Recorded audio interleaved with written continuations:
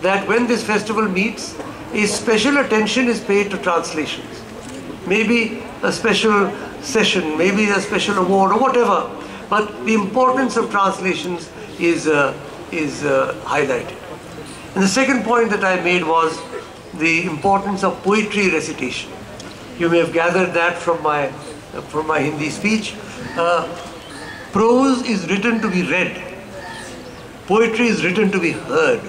There's a qualitative difference between poetry and prose, which is very often forgotten. So whereas prose can be there, unless you hear poetry, the meaning will not come forth fully. And therefore it is, I remember when I first read The Wasteland, I couldn't make head or tail of it. It didn't make any sense to me. It was only when I heard, I think it was Robert Spate's great reading of The Wasteland and the Four Quartets, that suddenly this great poem, probably the greatest English poem of its century, came alive. So similarly, everybody has their favourite poets. Mine are Yeats and Frost and Eliot and Tennyson. To each his own. I'm not going to start quoting from them, otherwise I'll go on all day. But what I'm saying is that poetry has to be recited. And so, while I wish all the writers and lovers of literature gathered here in this beautiful and historic city of Jaipur, from where my ancestors migrated north 650 years ago, I wish you all, the organizers, the participants, my very best for the movement into the global society.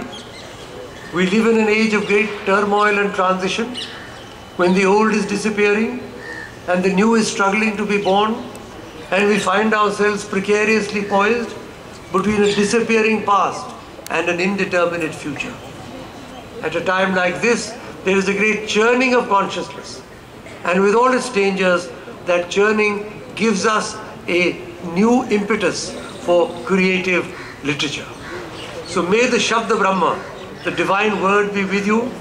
May it guide your consciousness as we hurtle willy-nilly into the future astride the irreversible arrow of time. And I'm going to close by reciting a poem by Sri Aurobindo in English. The great yogi, the great savant, and the poem is called Who.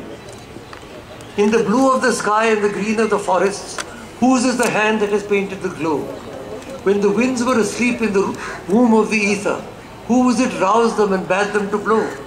He is lost in the heart, in the cavern of nature. He is found in the brain where he fills up the thought. In the pattern and bloom of the flowers he is woven. In the luminous net of the stars he is caught. In the strength of a man, in the beauty of woman. In the laugh of a boy, in the blush of a girl. The hand that sent Jupiter spinning through heaven spends all its cunning to fashion a curl. These are his works and his ways and his shadows. But where is he then? By what name is he known? Is he Brahma or Vishnu? A man or a woman? Bodied or bodiless? Twin or alone? We have love for a boy who is dark and resplendent.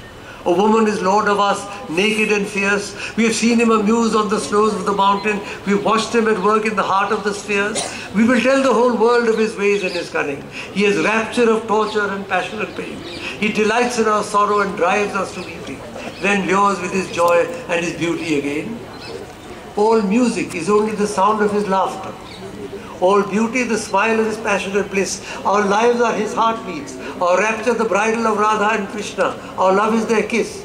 He is strength that is loud in the blare of the trumpets. And he rides in the car and he strikes in the spears. He slays without stint and is full of compassion.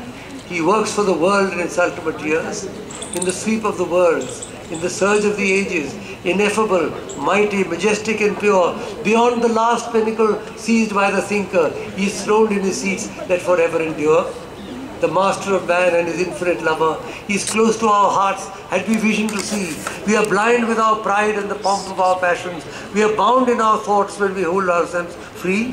It is he in the sun who is ageless and deathless, and into the midnight his shadow is thrown. When darkness was blind and engulfed within darkness, he was seated within it, immense and alone.